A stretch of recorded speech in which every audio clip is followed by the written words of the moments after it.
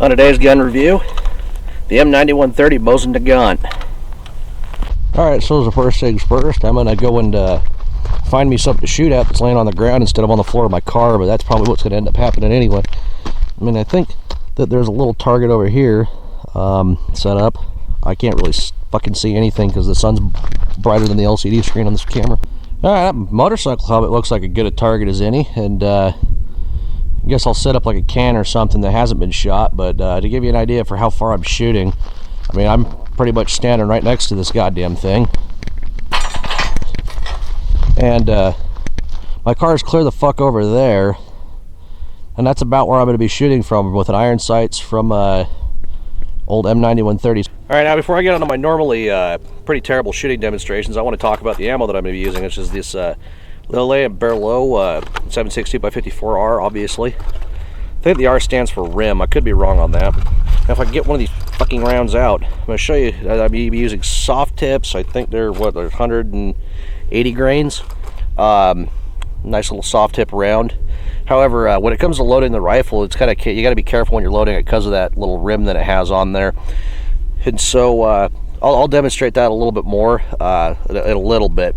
However, I'm going to go and actually, practice shooting the goddamn rifle, and then figure out how I'm going to set up to, show you a little shooting demonstration, talk about some common issues with the M9130, at least the one that I have, that could be influencing it if you even want to buy one, or if you ever, borrow one from your buddy or something. And so, I'm going to get on with doing that, and then we're going to do another jump cut to whatever the fuck I'm figuring out I'm going to film.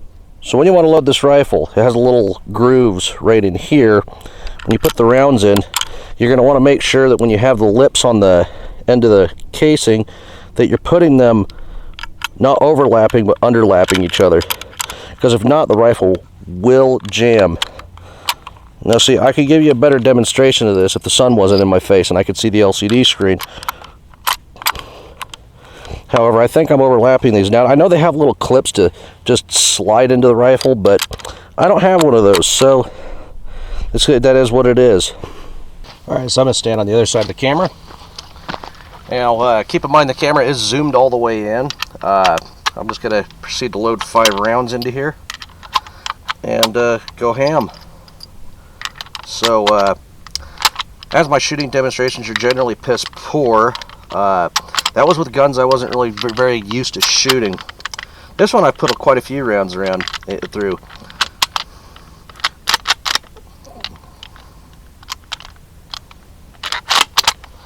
So, if you're wondering, why am I using soft tips instead of steel cores? Well, if you look, the backdrop's pretty well goddamn dry, and I'm shooting at like rocks and shit. That's usually a pretty good way to start a grass fire, because there's really no foliage out here anymore because of people that have burned it to the ground several times. That was usually for hunting or something, or being fucking retarded and shooting a propane bottle or something with a lit rag on the other end of it. But let's just try this now. Probably missed. I'm also standing, by the way.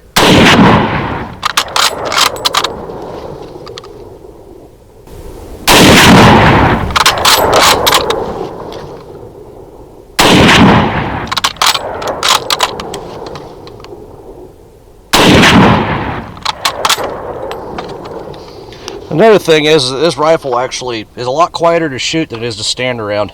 A little bit of information for you right there. I actually like that I have a nice day to film this. However, one thing I figure I might as well show you is how much recoil this rifle has. And as I said, these are 180 grain bullets, so might as well just get on that.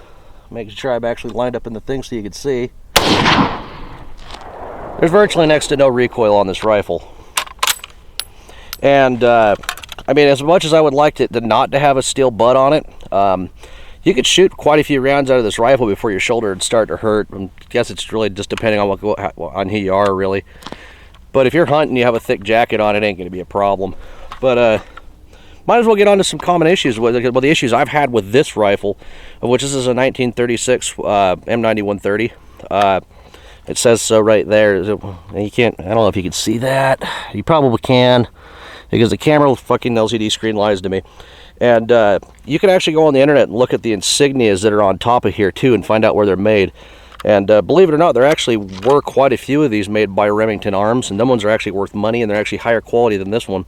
But this one was made by the Ishvek factory in Russia, which is probably in Russia. Probably ought to get like a screenshot or something like that to put up from the internet, but oh well. However, might as well flip it over and show you the issues that I've had with this rifle. And one of the issues had to do with this little thing that you could dump your ammo with, and it just has a slotted screw up here, and I've had that come loose a couple of times on me. Put a little bit of Loctite in there, it's kind of solved the issue. And this little slotted screw, still to this day, after you go out and go shoot it periodically, it gets kind of loose, and then the barrel sits there and slides around a little bit. Doesn't really seem to affect accuracy too much. And this gun's also got a surprisingly heavy trigger pull. I'm not going to pull it because the bolt will fall out, which is just like a normal bolt action rifle. You pull the trigger and the bolt will just slide right out of it, like that. Probably is a usual thing that I say on these videos. I could probably stand to lubricate that and open that up for safety purposes. However, I am curious if somebody out there that's it's like a firearms expert or something, or knows more about these rifles than I do. What's the proper way to use this thing? I mean, I understand what it's for. You sit there and you adjust it for a longer range shot, but how am I exactly supposed to judge what I'm shooting at with that? Am I supposed to take some pop shots off with it? Because, well, even though I'm kind of out in the middle of the West Desert of Utah, I don't really feel like that would be a good idea to attempt to, do that, because there could be somebody hunting up on the mountain, which is why I'm shooting downhill instead of uphill like a fucking idiot. Yeah, no, and also, if you're ever wondering why it's called the M9130, it's because I started, I think, producing the Mosin Nagant in 1891, but it didn't have any sights on it. And so, in 1931, they decided to put sights on them. And that was the reason why I got the designation M9130. Now you have like the M44 carbine, which is cut off like right about here, and it doesn't weigh 10 pounds. It doesn't have an incredibly heavy trigger pull, which I like the heavy trigger pull. That's a personal preference. Most people hate it. Most people like hair triggers, so if they tap their gun, they shoot themselves in the face. But yeah, no, the Mosin Nagant M9130, if I could think of anything else that I could talk about with it, I'll do that at my studio at home. I hope you kind of enjoyed this video. And if you're wondering, the prices on these rifles have doubled, I've noticed. Which I've been seeing them for like $230 to $250 for sale in most different random gun stores. And I only paid $110 for this one, but I bought this one a while ago, and that was when ammo was hard to find for them. This rifle's worth twice what I paid for it. I'm half tempted to trade it in for a Mauser. But still, at the price of like $250, it's still a really decent rifle if you can find ammo for it. And that's the key word if you wanted to buy one of these, is if you can find ammo for it.